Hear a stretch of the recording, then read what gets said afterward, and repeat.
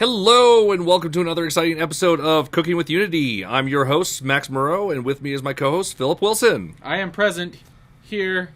Yes, he is. He has a new haircut, too, but you can't see it. Nope. And my profile picture does not reflect my new haircut, which is... Are you a scientist? I am a scientist. Which is all my hairs are cut. All your hairs are cut, yeah. Yes. He cut very short. Very short, yeah. It's really exciting, but you can't see it.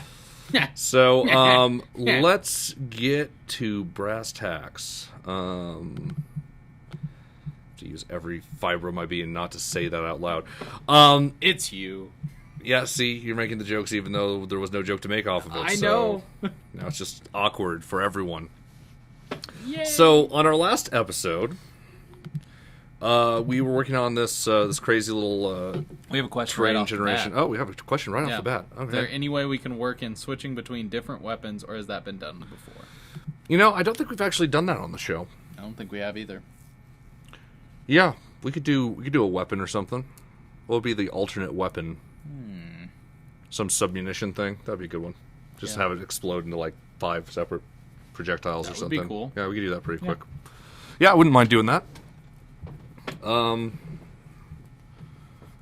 Yeah, we'll even set it up so that we can have more than 2 weapons, although I think I'm only going to do 2 weapons, but we'll have it set up so that we can do Sounds like a good plan to me. So, we're hitting play here. And here's what we had from last time. We have our bricks. really stupid-looking brick terrain, which is a lot easier to see what's going on than the white terrain. We've got our Hot tamale. We've got our ground actually going to the edges of the thing here. We've got a couple bugs with that, although I think we can work them out pretty quickly. We've got our pulsating hot tamale, which our opponent is trying to hit, and then we've got one on the other side too for us to try and hit. And we got physics, and we got things blown up, and we I think we have it so that we can like shoot the terrain and make horrible things happen to it. Let's see. That wasn't shoot. What's the shoot button? There it is. Yeah, see, and we just took out that mountain. Yeah. That was awesome. So, so one of the problems we've got right now. Let's fix this one up real quick first. Remember how I said this wasn't circular enough, and I don't understand why? Well, I think I understand why now. Because I'm doing this as a radius in 3 dimensions. Oh. And so there's polygons that are like way further away because they're too high up or too low down, and they're not getting incorporated in that, so it makes the floor not look like a nice little circle. Yeah. So we actually want to do a circle somehow. And I'm going to spend a little time trying to fix this right now. Just to clean that up, because that's really the only major outstanding bug we have at the moment. And I think it'll look a lot better if we fix this. Let me get rid of this program. Quit. No. Oh, I failed. It's over. It's all over. And it never comes back. Okay, whatever. Wait, what happened? Oh, that. You know, the usual thing.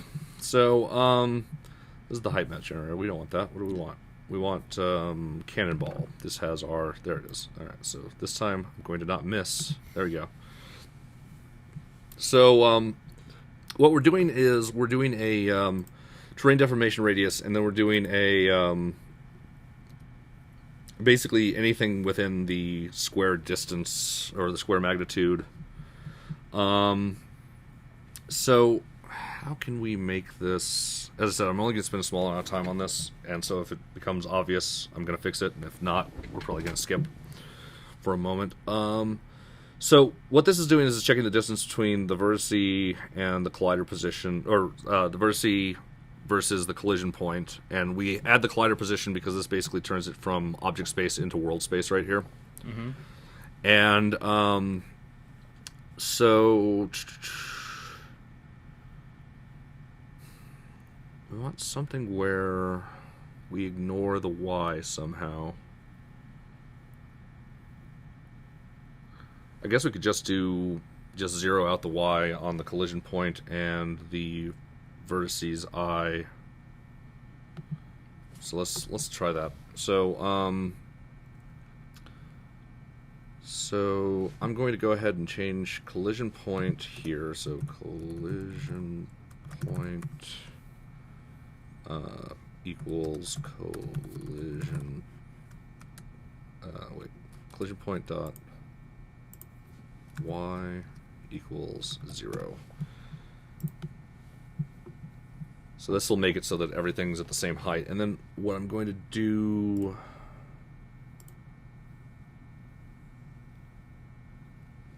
Alright, so new vertices, y...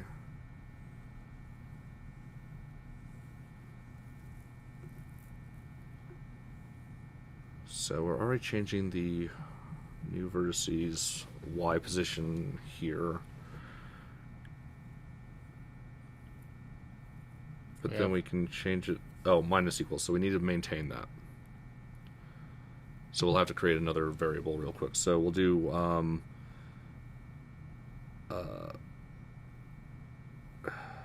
let's do a vector3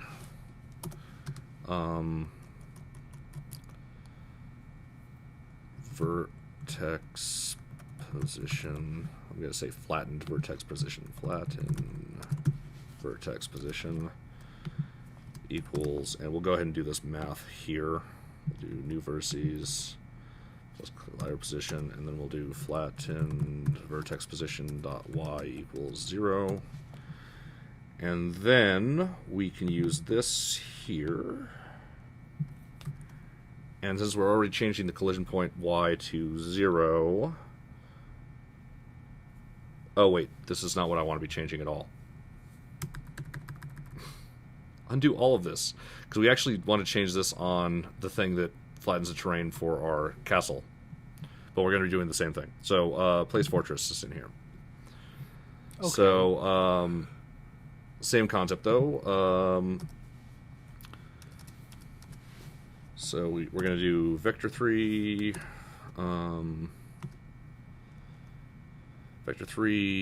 flattened, flattened vertex castle, flattened vertex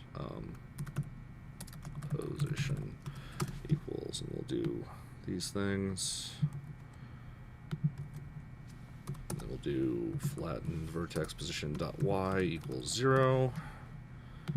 Throw it in here.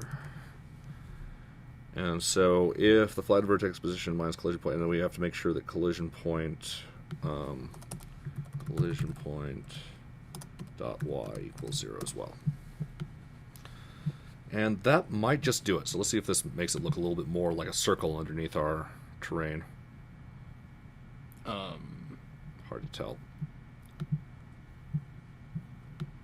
It does look a little bit more like a circle. Certainly better. Yeah, that's a lot better. Might need to be a little bit bigger.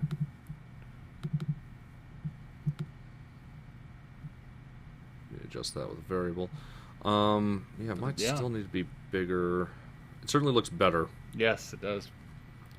Let's make it a little bit bigger and see if that makes everything happy. So let's make the train value. Let's just do 30. Oh, 30, 15. Why not? Let's see what happens. I know what's going to happen. Yeah, it's going to be a flat terrain. Yeah, look, it worked. Why do we have... That is fascinating. Do we have something going on that I don't want to have going on the height map here? Stupid brick. I forgot you called it stupid brick. Oh, we don't flat. That's funny. Oh, how fascinating! We forget to flatten the collider, so that's another thing to do. But why is it getting the shading? Where is it getting that from? I think it's getting it from probably the cast shadows on the mesh render. Wait, how? I don't know. We don't have fanciness. Are you sure? Fairly certain we don't. Click on it again. I saw it checked. Cast shadows. Yeah, but that won't do anything. That doesn't matter though. Yeah, where's the fanciness on this? I don't quite understand. Oh, I know what it is. We're not recalculating the normals afterwards. And so the normal mapping changes the way the light dynamics work on it. And so that's why we're still seeing the remnants of what was once... Here, actually, this will look really fascinating. So we're going to hit play on this, just so you guys can see how this stuff works. So we occasionally talk about, like, normals. When we're talking about normals, there's two types. There's the actual face normals, which are not what you're generally seeing when you're assigning normals. The normals are actually the vertex normals that represent what direction the surface is supposed to go. And so if we actually move our directional light here, you'll see the thing move as if it's shadowed. Whoops, that's not the moving that I wanted to do. See how it's like shaded as if there's angles to it, but there's not. But that's because it's the magic of how games actually do lighting. Because they don't care about what the actual vertex position is at all. They just care about what the vertex normals are. So let's see what we can fix. So first of all, let's just make it not retarded big anymore. Two more things. Just an arcing line. Arcing line. And then someone else asked, is it possible to do overhangs with terrain or holes to, say, a cave mob? Okay, so both good questions. Is there a way to draw an arcing line? I'm going to answer yes. It's not easy. There's not a way that you can just be like, draw me this arc in Unity by default. Well, but there would certainly be a way to do it. And that would there's a few different ways. One of the best probably would be using the line renderer, and then you use you set the vertices and you set a resolution for the line. And then you basically draw the equation of the vertices, and then you get your arcing line.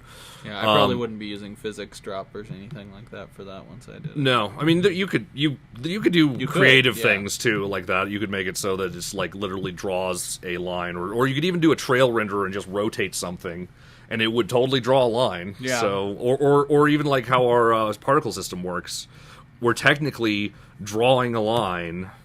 We should really when we change fire that there because of the because we're following a physics object. So, you could actually just shoot out a dummy physics object every once in a while. There's a bunch of different creative ways and then classy, fast ways to do things too. So what was I doing? That 30 whatever. Yeah, where does that actually live?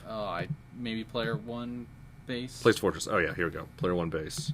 So let's do 20. And let's do 20 on this one as well. Let's see if that looks any better. There it goes. And then what about the overhangs with terrain? So overhangs with terrain. With the way that we've set this up, we can't do it. What we're doing here is specifically... Yeah, let's go with that. What we're doing here is specifically a height map, which a height map... by default, like if you're generating something based on a height map, it is impossible for it to have holes, and it is impossible for it to have overhangs. Now, it's certainly possible to do these in games, and there's a variety of ways that you can do them, down to just static modeling, where you model the thing in. If you've ever played with CryEngine's tools, they have a really impressive height map / voxel system. So you can basically build a height map, and then you can basically voxel deform into the side of it, and you can even cut holes into it as well. So that if you need to put like a building into it and have interior places, and you don't want to have a big, wall piece of ground that you have to walk through, you can cut a hole into it and stuff. But it's way outside the scope of the show, because quite frankly it's kind of outside the scope of what I'm used to working with in things. And now, as I said, the easiest way is just to statically model it. If you need to dynamically generate something, what you're going to want to look into is voxel technology, and voxels don't necessarily have to look like cubes. Like there's a lot of techniques you can use to actually make things look more rounded or look a little bit more varied, that still use voxels at their core to operate. But that's the kind of technology that you want to be looking at. So if you're doing an internet search, that's what you want to look for. So we have the terrain flattening. Let's actually go ahead and, at the very least on the terrain flattening, let's recalculate the normals. So how do we do that? So if we go into our height map generator here at the end, we do an input mesh, recalculate normals, and then we reassign the tangents. So where did we get the tangents from? I honestly cannot remember. We do work on the tangents. Mm-hmm. Well, since our shader's not even using tangents anyway, I'm not going to worry about the tangents. We're just going to do this and see if that solves the input mesh design. Oh yeah, so mesh dot recalculate normals.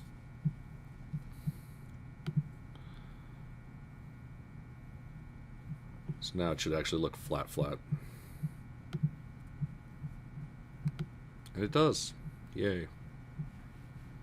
So that's cool. Neato. So we could also possibly put that on. I'm not sure how expensive the Recalculate Normals step is. I'm sure that it's more expensive than not having it. But I just want to see if there is something I can do here to... I'm just going to shoot at the terrain off at an angle here. Because if we shoot at the terrain, we're still going to have that same problem of... that didn't deform anything. Why didn't that deform anything?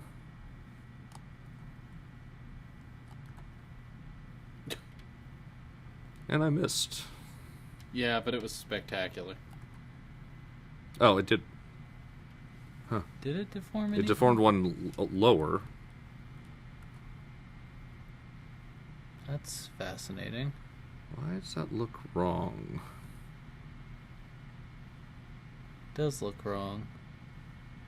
Is it deforming both the terrain and the collision, or is it just deforming? Alright, I think I might have saved something here when I didn't actually want to save something here. So I'm going to hit save on here and see if it works again.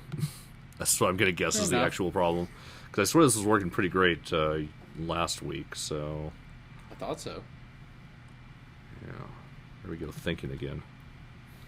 So close. And yet so far. Alright, let's try this again. This time I'm going to take the full time to rotate as far as possible. And fire this thing. You think that's funny, don't you? I do. There, that looks better. Looks a lot that looks a lot better. Yeah, I think that we just had one of those. Try it again, though. I need a better shot than that. That was a terrible shot. Let's shoot this down here. Yeah, I'm satisfied. Yes. Satisfied. All right. So, but it's actually not recalculating the normals. So we could actually do that on the cannonball at the end. We could just do like mesh recalculate normals. I don't think it'll actually kill us. Let me just see if it adds any noticeable frame rate issues or anything. And the tangents will just stay because we're not our shader doesn't even use them anyway. And oh, whoa, well, it didn't seem like it slowed down, but I'm going to do another test here. Keep going. When you think you've gone far enough, you haven't. Yeah, there we go. So that should be enough, right? Yes. And fire. And I don't know. I didn't see anything at all. Fire. Boom. Yep, it didn't look like it stopped anything, so I'm going to keep that in there. Because it's more right, technically. As I said, technically we should probably be recalculating the tangents, but since we have to do that manually, I'm not doing it. So, got a comment said that was good aim. Thank you. I don't know if he was being facetious. I don't know if that was facetious. Yeah. I don't know being sarcastic or not. So we have that bug figured out. We have the normals figured out. What can we work on next? So we mentioned someone mentioned weapon switching. So let's do a weapon switch. So for our weapon switching, what are we gonna do? Let's create a new script. Actually, we've got a player or something, right? Let's see, cannon aim. So we don't have a player. So cannon aim script, cannonball script. So what actually does the firing? It's not cannon aim. Fire projectile, probably that one. There we go. Okay. So we have a rigid body projectile. Let's actually change this to a rigid body projectiles. Oh, you rebel. And then we're going to do a private int selected projectile equals 0. Just make that the error for right now. And what we will do is instantiate projectiles selected projectile here, And then we will have something so that we can actually change the projectile using some buttons somehow. So let's do flip force, flip projectiles, public string change weapon, but I'm going to say cycle weapon. I like that better. Cycle weapon button equals, I guess we'll do fire 3. I don't think we've used that one yet. Do we use fire 2? Actually, I don't think we do. Yeah, I don't think we do either. So we'll do fire 2, and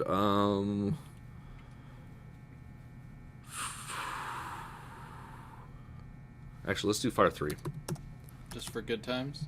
Fire 3. Yeah, because I want to actually have one more button. We're going to make it so that we can actually choose to break up the projectile at any point during its arc. I think that would be more fun. So public string, I'm going to call it secondary fire. Okay. Fire 2. It's a good name for fire 2. Yes, indeed. All right, so if input dot get button down. Whoops. Whoa. Doing it in slow motion, even. Yeah. If you hold shift, it goes in slow motion because everyone wants that. Sometimes you do. If you were showing off, that's basically the only time I found that you want to do your Mac stuff in slow motion. So, but it's so exciting. Get button down, second. Or if you're actually, sometimes it's valid if you're doing testing on your own software. That's a cycle weapon button. So if you press the cycle weapon button, we will selected projectile plus plus. That means add 1 to selected projectile, and then if selected projectile is greater than or equal to projectiles. Whoops. Projectiles.length. Then we want to make sure that, and I'm totally confusing monodevelop because that shouldn't be there at all. It did not know what to do with that. So if selected projectile is greater than or equal to projectile length, then we will set selected projectile to 0. So this will loop through all of our weapons.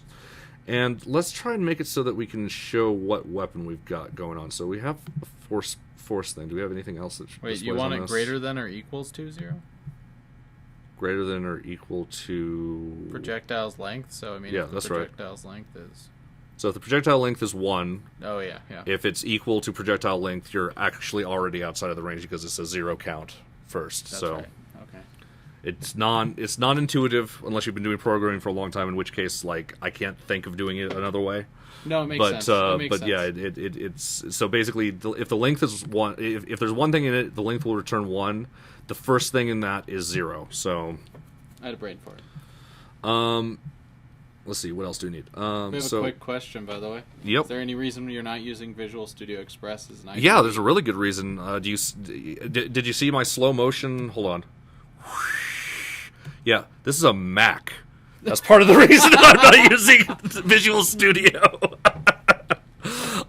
If you weren't using a Mac, if I was not using a Mac, I'd probably still not use Visual Studio just because I'm not used to Visual Studio. That's not entirely true. I'm used to it. I haven't had the amount of time that I need to actually do all of the setup to actually do that. And monodevelop is just not bad enough for me to actually go to that effort. If I was running a Windows machine, I'd probably have thought about it and I'd probably have done it at some point, but I'm not. So yeah, that's fair enough. That's the main reason, honestly.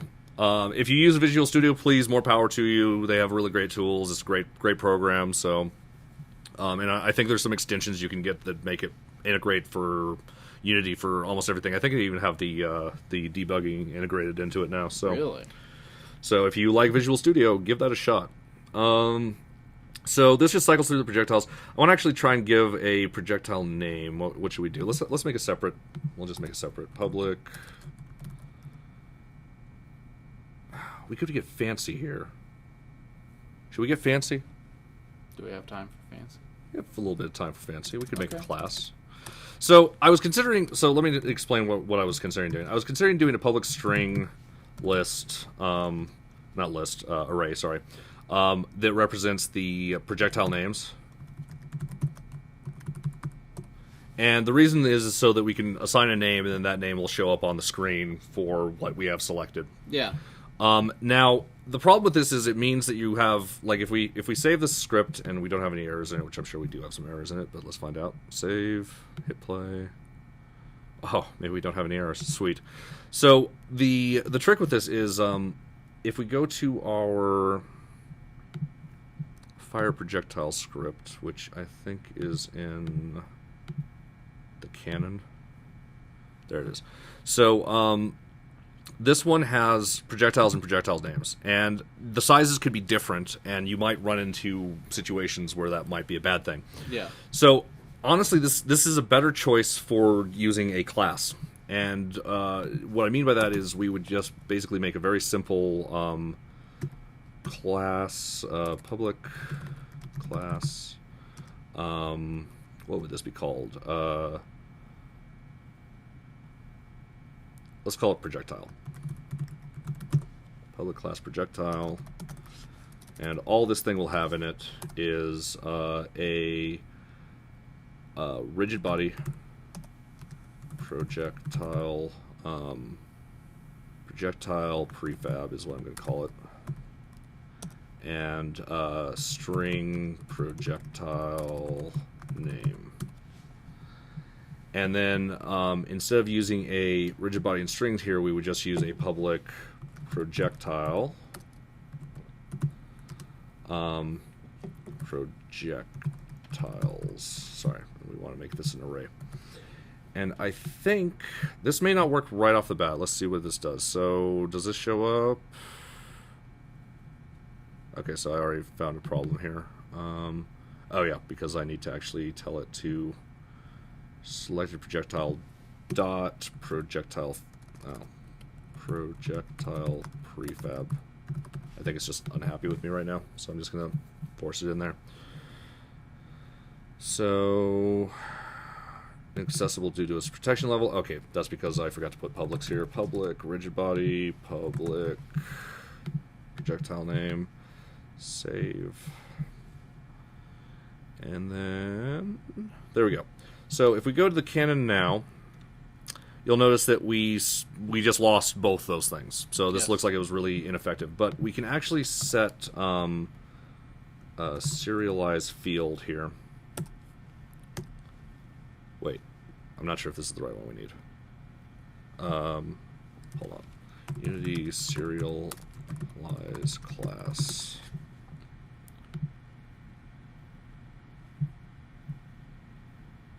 System not serializable. Wait, is that what we want? Or is it... What does the other thing do? Force Unity to serialize a private field.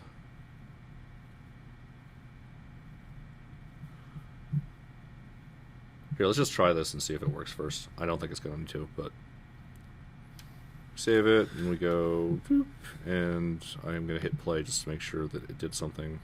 Okay, yeah, it didn't work. So let's try system.serializable.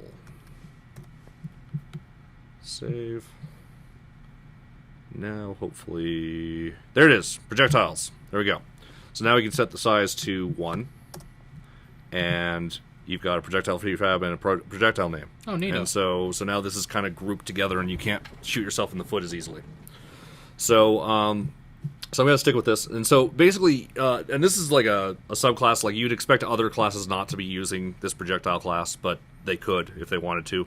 It would just be fire projectile dot projectile to them if you were accessing it outside, because this is nested within. You could also make this just as easily. You could make it a separate outside class thing too. You could do it like this, and it would also work. And then you can access it as a projectile anywhere. It's probably going to have to reset this thing again. Maybe it won't, because it's pretty much exactly the same. Yeah.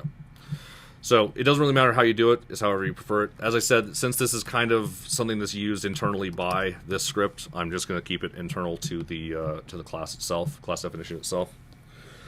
And so that's nice. And so now we can do, so we get the projectile prefab, and then what we're going to also do is I'm going to do a GUI layout. Selected,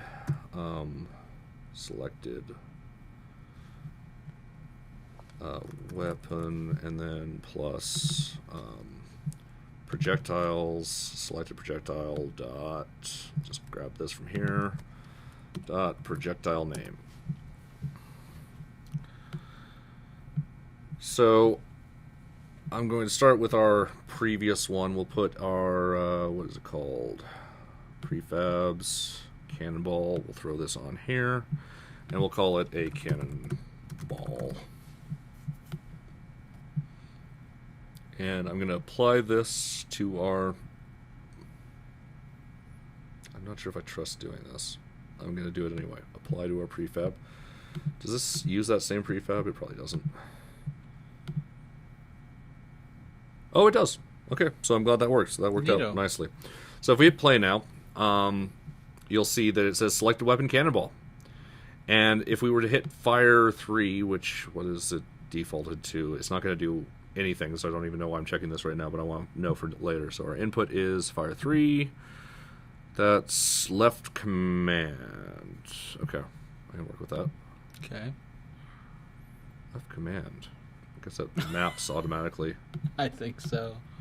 All right, so what's the other one? Is the other one Alt? All right, so it's Control Alt Command. I can work with that.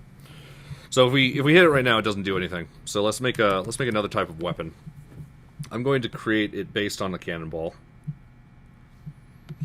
and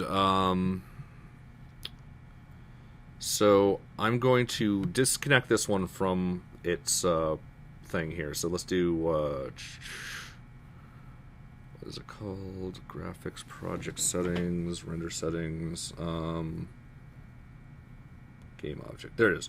Break prefab instance. If you do this, it will no longer be part of that prefab. It does actually still keep all of these here, so you can actually make it the prefab again if you hit apply. So don't do that if you're doing that. I just wanted to try and show that we're not intending this to be the cannonball again. Another question: why a class and not a struct? In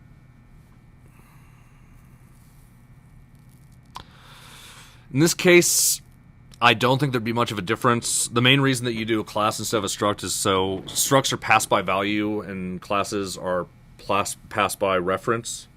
And what that means is if someone has a reference to the projectile and you make a change to that projectile, it changes it for anyone else who has a reference to that same projectile. But if you have a struct, you can't have multiple things referencing it. If you copy it, it automatically does a deep copy. And the cost with that is if you're doing a lot of, like what we're doing here, either way would work. I don't think you'd notice at all the difference. But if we were iterating over a lot of these, or if we were doing a lot of different things like that, it's possible that a struct could be incredibly slow depending on what operations you're doing on it, because it's doing a deep copy every time. So cannonball. So I'm going to get rid of the cannonball script here, and I'm going to call this I'm going to call it multi-ball. Even though it's probably not a great name for it, but I'm going to call it that. So create C# script. I'm going to call it a multi-ball. Multi-ball. Multi-ball. No, multi-ball. Multi-ball madness. Multi-ball madness. I love medieval madness. Yeah. It's a good pinball machine. So multi-ball. So what we're going to do is public. I mean, it's no pride of game pinball. object. Actually, what do we use for? Yeah, we'll just do game object for right now. Public game object sub munition. Public int sub. Oh wait, sub munition. It's really one word. Sub munition. Number, actually amount.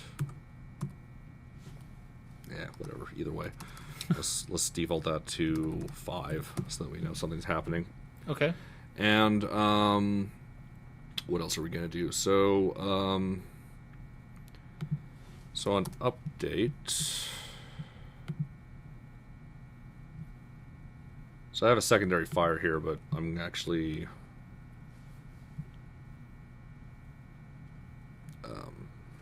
I'm actually going to move this into our multi-ball here because we don't actually need it in the script. I just really want to say multi-ball over and over every time you say it. Well, that's the reason I made it multi-ball, because it makes us all excited.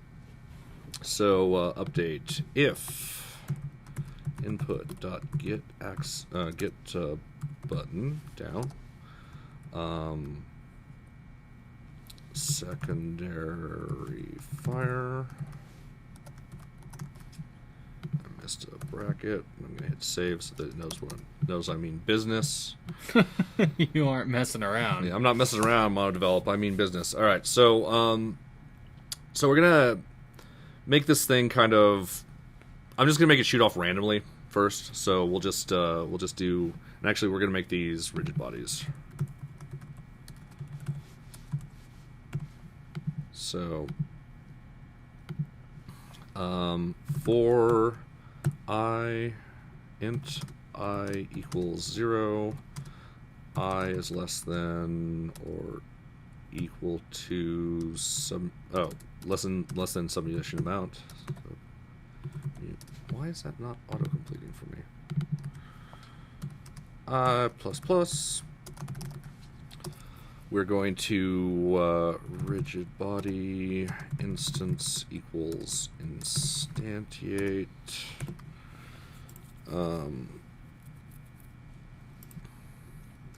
Actually do public int sub or public float submunition velocity equals what's our current cannon actually use? Like if we go to our cannon, how fast is it firing the projectile? Force 50, velocity change. So let's make it 10. We're going to use force mode velocity change in ours here, and hopefully it'll work out nicely. So instantiate submunition transform.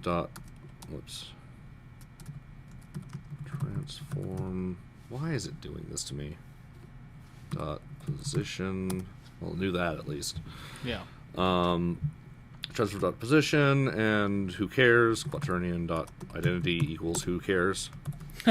Should probably pound define that somewhere. Pound define who cares equals Quaternion dot identity, and that way we can just type that, and we'll know how we feel. So.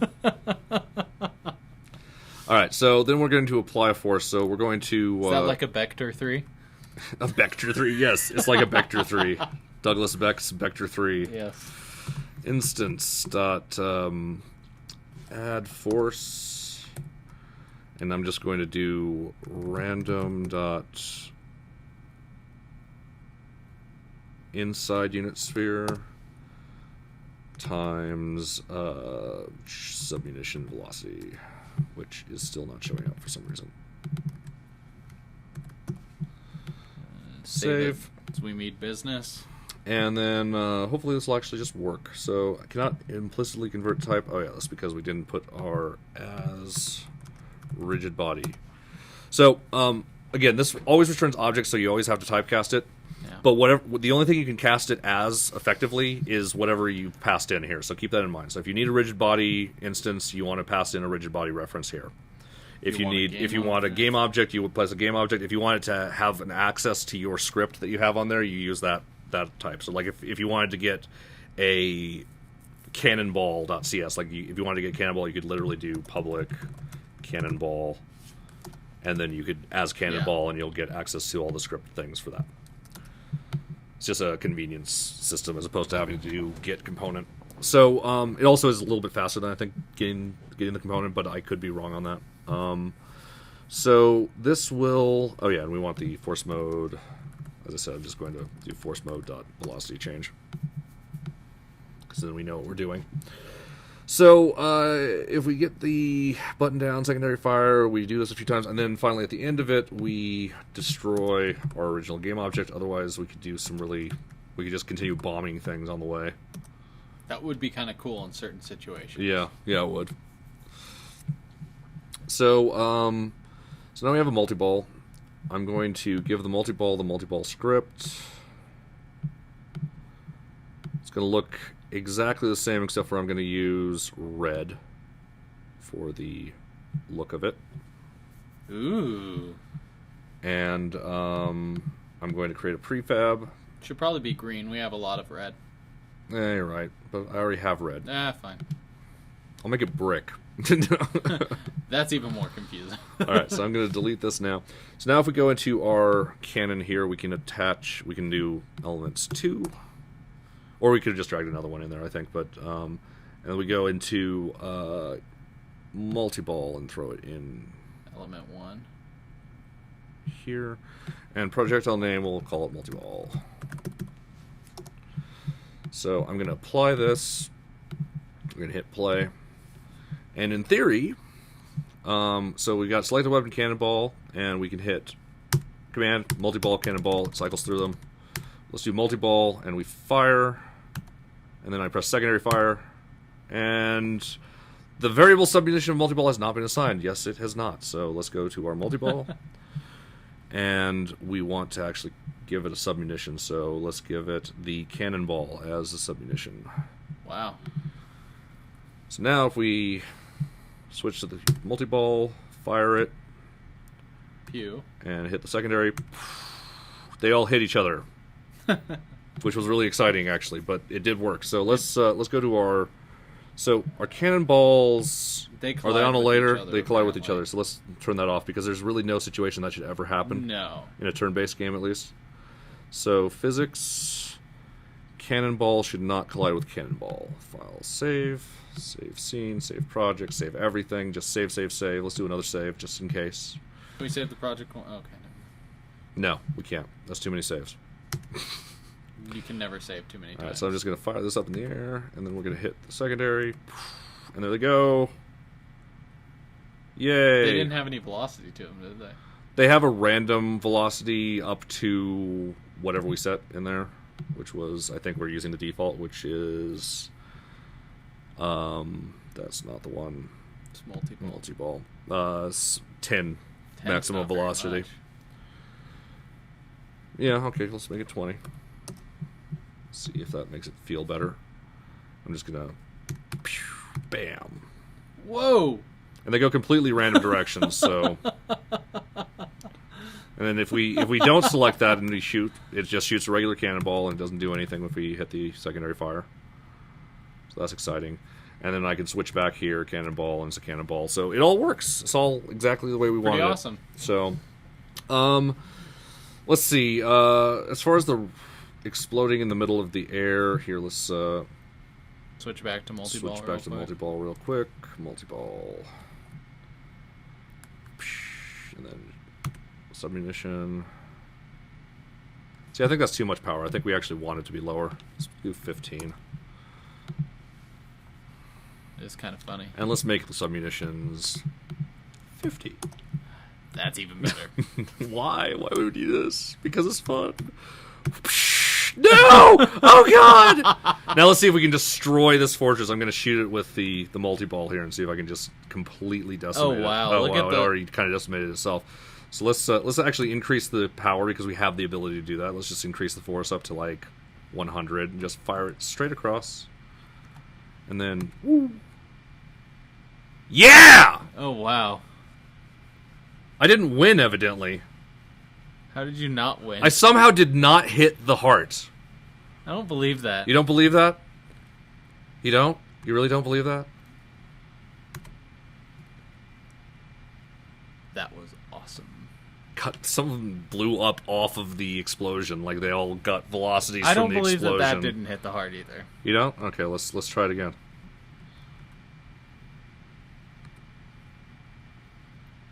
That was too far.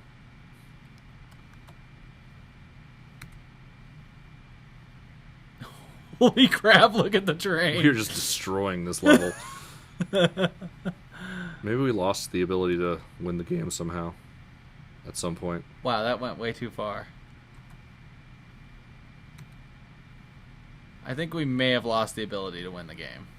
Here, I'm just going to shoot it with a regular cannonball. Oh, it might be expecting just a normal cannonball. Well, it's getting a normal cannonball because that's what the submunitions are, so...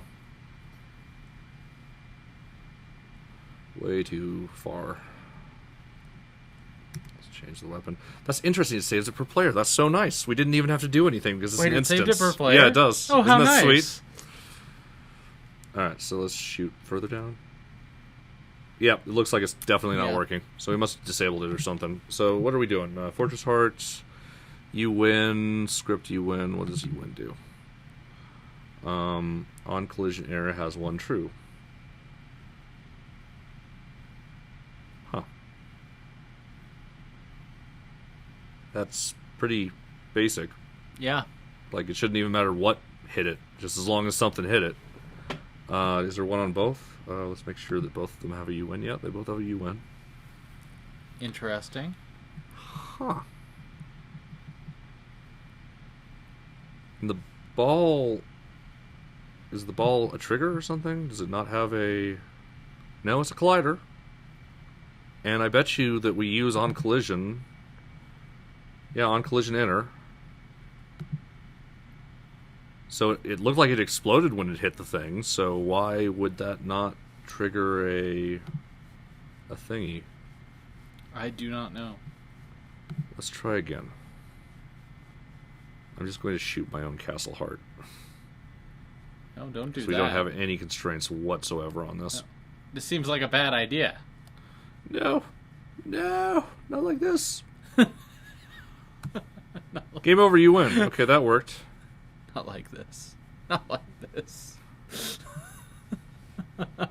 Except for I didn't win. The other guy won, but, you know. You is really a relative term. It is. Everyone wins in this game. I'm going to actually put the cannon back to... put the multi-ball to a less ridiculous... No, put it more ridiculous. More ridiculous? Alright, 500. This is just going to destroy the computer. And we just go... Loop.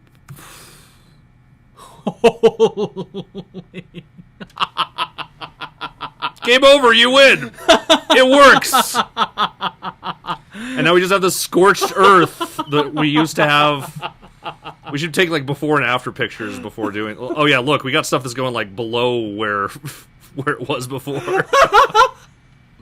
Let's just brutalize. Try to shoot it at the other castle, though. Like, right. That's the issue that we were having, because we know if we shoot our own, that okay. it's giving us that message. Oh wait, so maybe the Fortress Heart isn't on? No, it's on.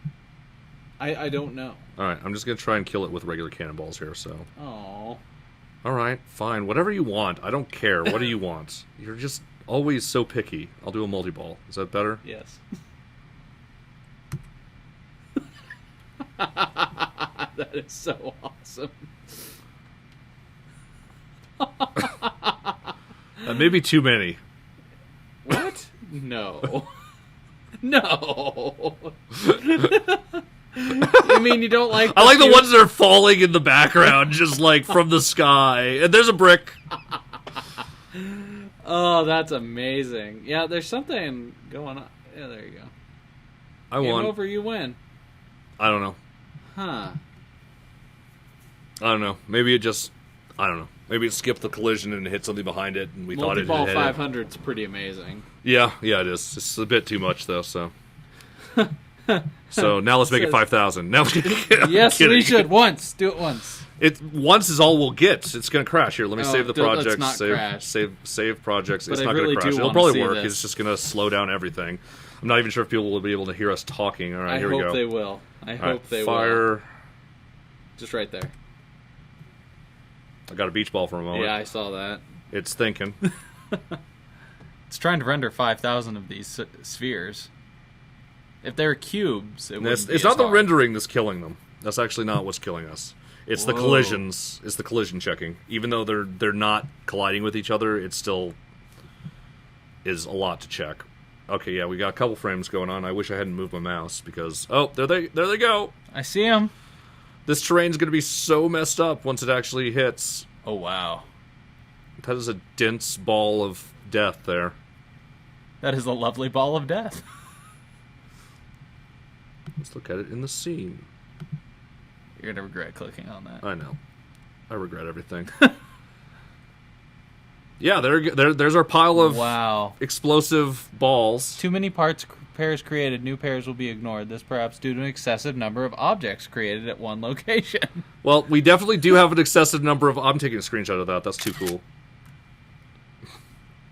Oh, that is really awesome. I'm not sure if I actually successfully took a screenshot of anything. Think about how many particles are now on the screen. As a matter of fact, we can probably find out. Let's go to our game real quick. If I have a real quick. Come on, give me the game. I clicked it. There we go. And stats. Give me that. Give me stats. Come on, give me stats. A game over, you win. Well, yeah, duh. I'm not sure who died, but we definitely won. There it is. We had draw calls. Oh, they're going way down now. It's looking... Wow. Just decimated the planet. Like, look, okay, see that floating bar there? That used to be on level ground. Yeah. And it's not on level ground anymore. That's amazing. Yep. It's still chugging, too. Well, it's still got a lot of things that are doing things. Like, if we zoom out here, we've got this particle cloud that are actually, like, each of these is a ball. That is ridiculous. So, I'm gonna stop playing it now. Okay. Let's reduce that back down to, like, 50. Yeah. Some logical number like 50. Let's do some munition of... I'm just gonna do 30. That's good. Save scene, save project, give it one more shot here. That was pretty amazing, by the way. No one commented. And if the multi-ball collides... Actually, the multi-ball colliding should work. Let's test it on ourselves. Because, as I said, we're not even checking. Like, if anything hits this thing, like, if we accidentally... Like, if I came in here and we had... I don't know... what's a good example? I'm just going to create a cube. I'm going to put it up and over so it's on top of this thing. Is that actually on top of it? Let's just move it over on top. And then all we have to do is just give this thing a rigid body, and it should say "Game over, you win." So we got a physics, comment of rigid that body, was awesome. Bam! And then if we go to game, it didn't actually do anything. So I lied. So we just need the same kind of thing as the cannonball for the multi-ball. All right, so let's see if this works on the multi-ball. I'm just going to fire it directly into my heart here. Game over, you win. Oh, that worked. There was also a comment of, I think you need at least 3 orders of magnitude more multi-balls. Well, actually, we could make it so the multi-ball creates more multi-balls, and then we can submunition those. Let's do that real quick. I'm going to see how quickly we can crash my computer. Oh, no, but that will stop the stream. Yeah, I'm not going to crash my computer. I'm going to set it to 5, because this is going to be stupid. And we're going to set the multi-ball to create multi-balls. So this could just go on forever. Now, these aren't going to actually explode, because the multi-ball doesn't explode on anything. I guess we could add that script to it. Yes, we should, trouble. too. So let's just fire it. And then boom, boom, boom, boom. And it goes bad real quick. Oh, that's amazing, though. Beach ball. Game over, you win! That... Oh, goodness! That is awesome. And they never go away, so it never gets faster. Hold on. Ah! How do you stop it? How do you stop it? I'm not hitting the button anymore, I swear. I stopped after like 3. Yeah, you hit it like it goes 3 so or 4 quickly. times. It was just like... Because we're talking about exponential here. Yeah, so... and it gets exponentially ridiculous. Yes. Let's go back to just regular cannonballs. No. No, I don't like that. That's so boring. That's too boring now. Now our game is extreme and we have to keep it that way. Yes. Alright, so the other thing I wanted to do was sound. We've got... we can do a little bit overtime. I didn't pre-do any sounds, so I have this thing that I can turn on that will make it so I can hear everything that I'm saying in my ears, as well as the sound. So there's a chance I can actually do sound effect work, but at the same time I have to hear myself, which is horrible. Well, not in that way. Like, oh, I know. You know, it's just... I don't have to hear me, so I'm happy. Yeah, exactly. I mean, I already have to hear myself. I mean, I get to hear myself twice, which is more horrible. So, let's do it. So, I'm going to go to the online SF. Oh, that's a good point. What was that? Didn't you set the collision layering to only have the fortress heart be hit by cannonballs? Oh, maybe. That stopped the bricks from causing the win condition to That trigger. would explain it. So, physics. So, luckily, this thing is marked as a cannonball because we copied it off of our cannonball. But yeah, that's probably true. So the heart only collides with cannonball. Yeah, that's right. That's right. Yep. That makes sense. But our cannonball, or even our multi-ball, is actually tagged as layer cannonball. So So I'm going to go to AS3 SFXer, and we're going to make some stupid sound effects, and I'm going to hear myself. Oh, God. All right. So I just want to do some really basic stuff. So let's make it so that we have an explosion. This is going to be a surprise for Phil, like you. Yeah. Ooh, I like that one. So I'm going to save that one as Cannonball Explode. And actually, I don't want to save it as that. I want to save it as a wave. There we go. Cannonball Explode. That save. Wave. And then... just a shoot sound, maybe. And then there's one other sound you could do. The sound for multi-ball. Okay. But a multi-ball created by multi-balls. I think what we should say is we should just record multi-ball when we fire it. And as only if we set it so multi-balls are created by multi-balls. Okay, so you could do the crazy multi-ball thing. What was that? Say only what? Only if multi-balls are created by multi-balls. So you can do the crazy multi-ball thing. Because it would just be like, multi-ball, multi-ball, multi-ball, and it would just echo and be amazing. Okay. Something like that. We'll do something like that. Alright, so shoot.wave. And let's see if I can record while I'm doing the show. Let's just see if this is a thing that Max can do. That you I would can imagine do? or Max I can, yeah, either Max. So QuickTime Player, new audio recording. Alright, right on the set. Oh, we can't both say it? Okay, we can both say it. No, I don't want to. No, we'll do it on 5. No, it's cool. No, we got to do it. Okay. All right. 1, 2, 3. Multi-ball!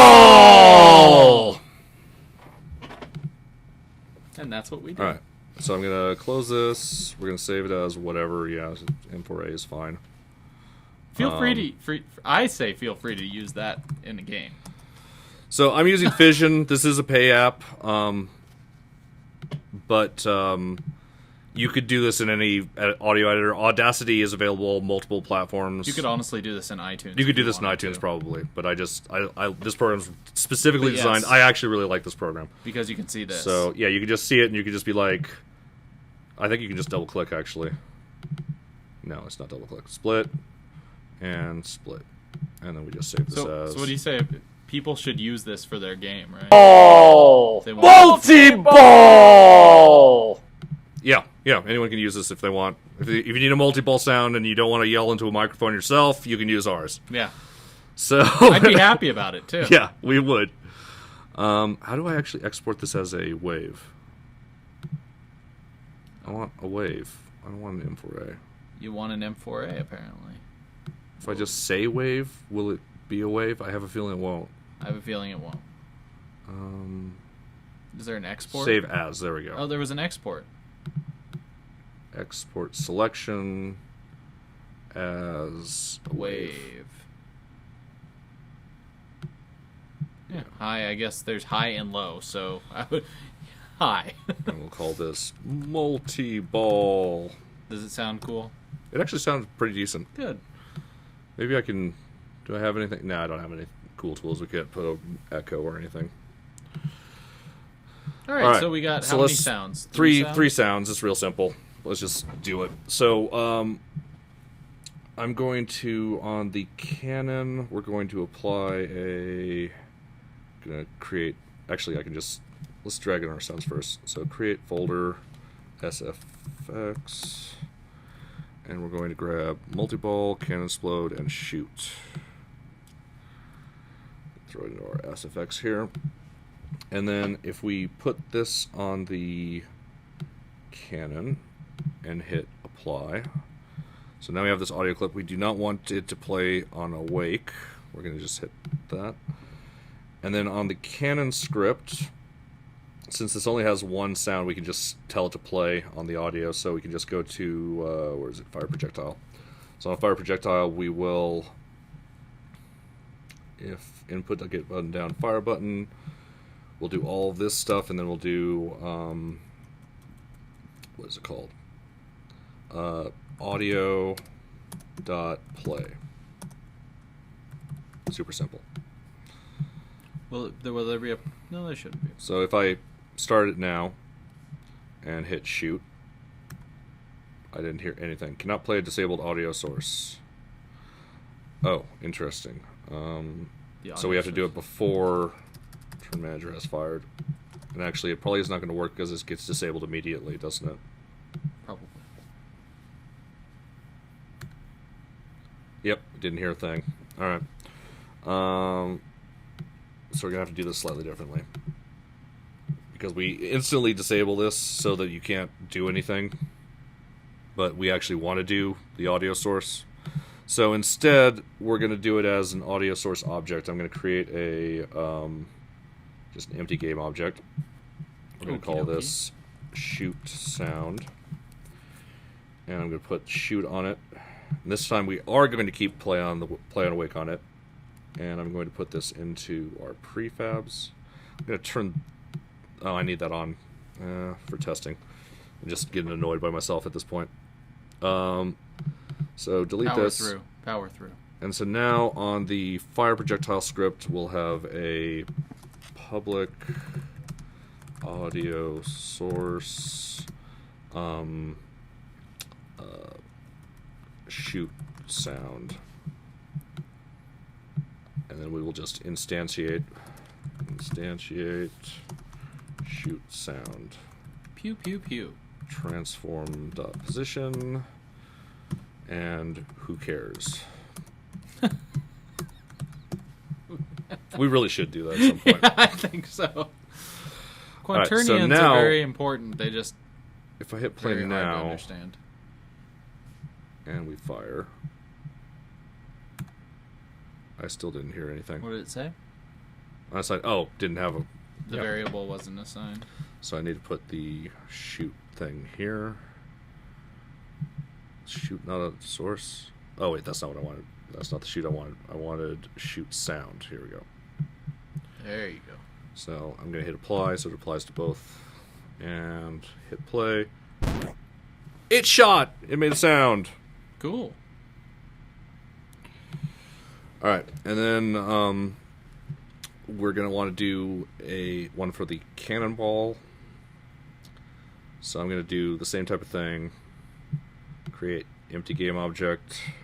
We're going, because the cannonball definitely disappears when we do stuff. Yes. So, explosion sound. Then we'll throw in our cannonball explode on here.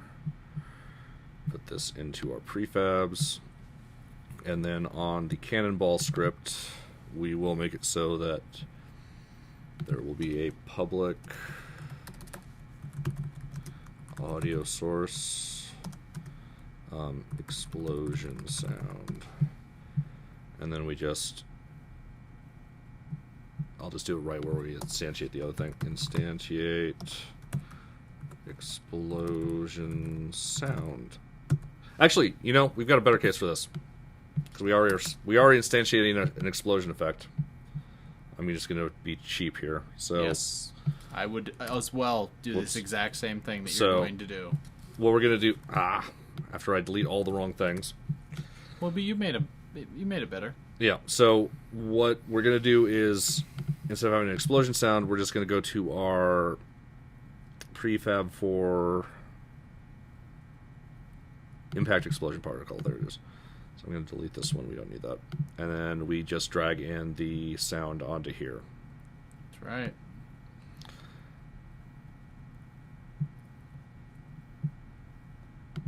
Now we don't have to worry about it destroying itself either. And we just play on awake, on the other too. one.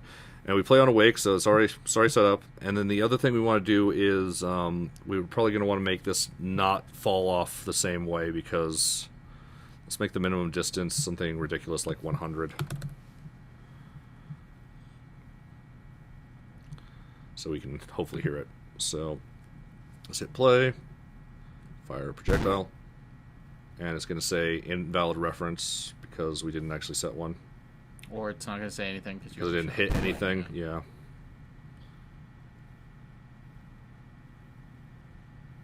Oh wait, it won't do that because we didn't have to set a variable. Okay, so did it work? Here, let's see. Okay, it did work. We just didn't hear it because we still need more distance. Let's do... What is the distance that we have between these things? Like 200? Probably. Let's do like 500. 250. Okay, 250. So we have some kind of fall off, sort of. Fire. There we go. So now the question is, do you want to play on Awake on the multi-ball? On the multi-ball, we can't do that one because we'd have to put it on our cannonballs. No. Or do you? Oh, you just want it every time that it... See, I think it should only say it when it splits, and we should only split once. But we should split more times, so it just has the echo effect. All right, I'm going to try it once for the purpose of entertainment on this video, and then we will do it the right way. Okay. So I'm going to put this on the multi-ball, and actually let's make the fall off let's make the fall off just completely ridiculous as well. So what did we do? 250? Yeah. And to make it multi-ball child of the multi-ball again. Actually, we shouldn't even make it. We should just make this not a 3D sound. Yeah, agreed. Make sure to make so this should child multi-ball of multi-ball. All right, so we're making multi-ball a child of multi-ball again. No, yeah. And I'm gonna do submunition mount. Let's do 3. Yeah, that's good call. Because then you can just press it a few hit times. Play. So you see multi-ball the moment you Switch shoot. to multi-ball. Fire it off. Multi-ball! Multi-ball! Multi-ball! Multi-ball! Multi-ball! Could you hear it through my headset? Yeah, I could. Yeah, it's painful. Of course it is, because it's a... If you did it as a 3D sound, though. Yeah. No, I like it better as a 2D sound.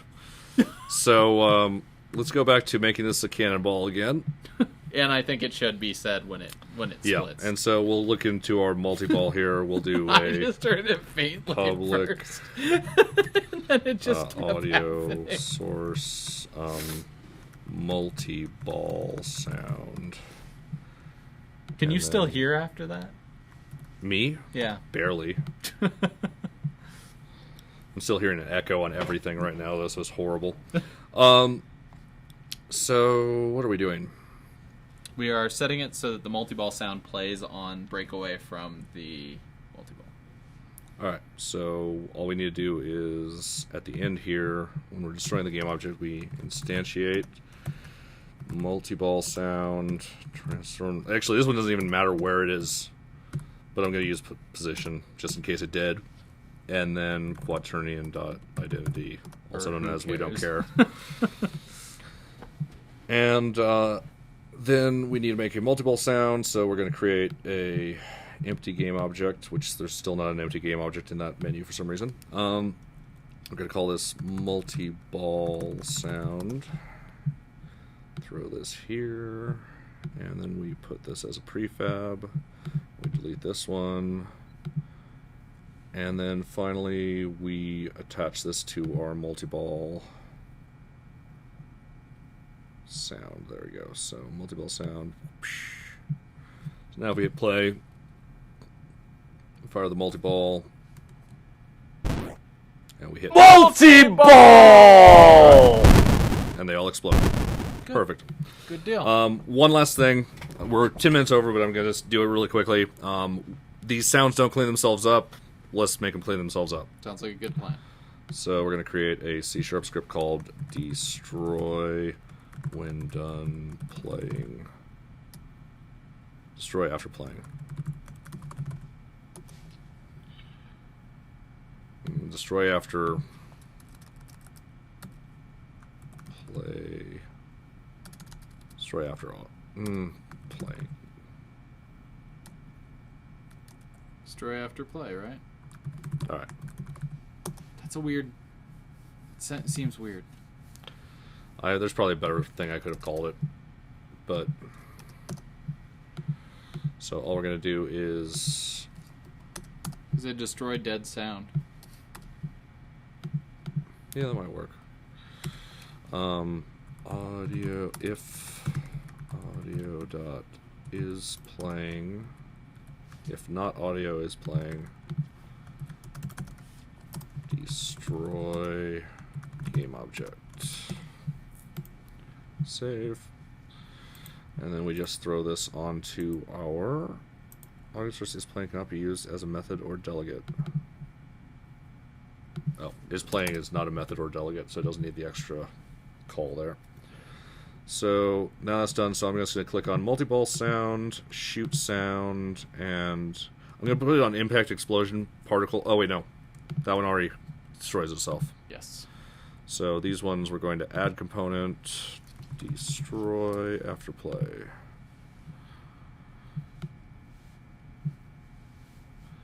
So now if we fire, we still have the sounds. That one went way over. Yeah, it went way over. And I'm going to try multi-ball. Multi-ball! Do we have anything that looks like a sound or... Not anymore, we don't. Yeah, looks like we're clean. The only thing we don't clean up right now is the multi-balls. Oh, yeah, if they hit the ground. We could probably fix that. Here, cannonball... Does it do anything horrible? Cannonball? Yeah. Oh, I know what I'll do. Let's go into our multi-ball. Why doesn't the multi-ball have the cannonball script on it? Just out of curiosity. Well, we could do that. That's what I was thinking about doing, but I'm actually going to do it slightly differently. We're going to do something called void activate multi-ball. Now it really sounds like pinball. It really does. So what we're going to do is we're going to put all this in here. And then we're going to do activate multi-ball. And then void on collision enter. Activate multi-ball. So now if you don't tell it to explode, it will still explode into multiple explosions anyway. We got comments of my ears are bleeding and keep it. Excellent. Both sides of the spectrum have been heard from. Multi-ball. So if I just fire this out now. Multi-ball! What happened there? It worked. And it did a lot of damage. Because they all hit everything at once. So Did you press the button? I didn't. No, I set it up so now collision, it'll... it now just... Yeah, exactly. Oh, wow, that's awesome. So I'm going to call that a project. That's a success. I really liked that episode. That was a fun episode. Yep. You don't have to listen to yourself anymore if you don't. Oh, that's right. I'm going to turn myself off. Oh, my God. Oh, glorious silence. I don't know how you guys can stand watching these videos. No, I'm kidding. All right. So thank you for joining us tonight, folks. I don't need this in anymore. So thanks for joining us. I hope you had a good time. We certainly did. Yep, thumbs up from the peanut gallery. I'm no peanut gallery. All right, no peanut gallery. So from the co-host co-host. gallery, yeah. Yep.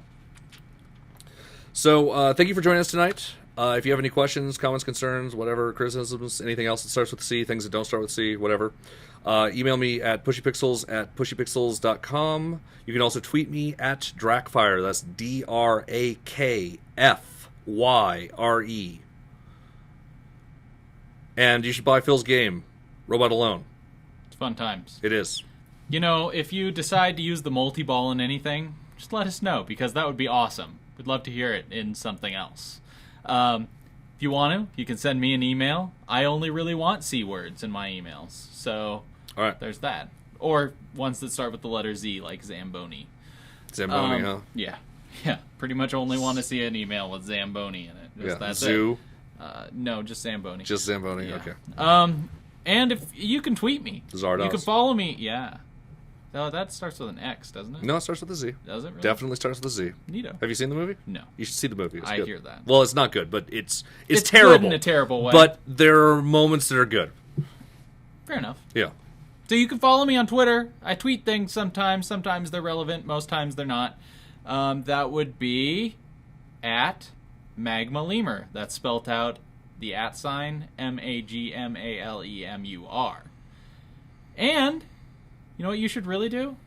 Donate to Cooking with Unity. Yes, please. We're sponsored by the good folks like you, and sometimes we aren't sponsored at all.